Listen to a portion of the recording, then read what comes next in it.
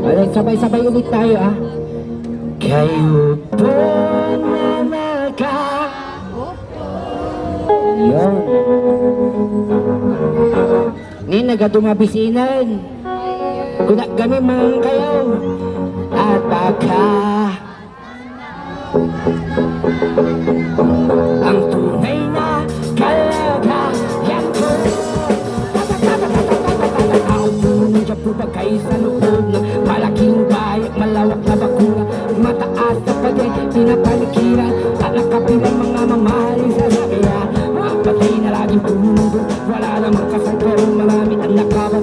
Tumakas pa naman dahil walang bukas na mo, mga black na hindi kilala ito. At ang galing na sikutin ang gatas na nasakaw, kahit na hindi pasko sa lamesa ay mayan. Sarap gusto mo manirahan sa bahay na ganyan, sa mapaninglahin ito mo rin matatagpuan. Tao na mamiyari, isang upuan na pag may pagkakataon pinag-aagaw.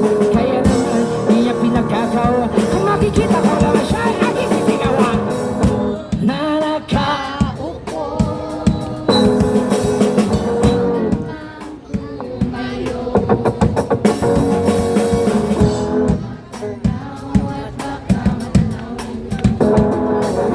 Kalagayan ko.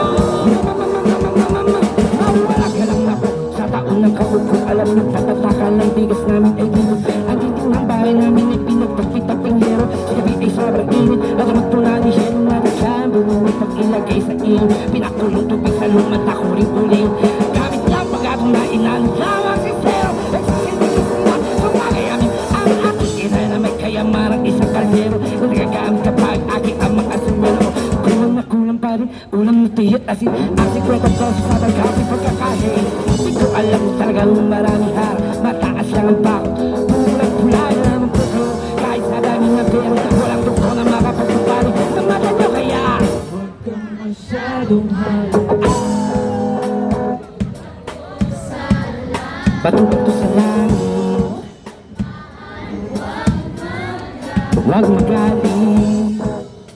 Bato-bato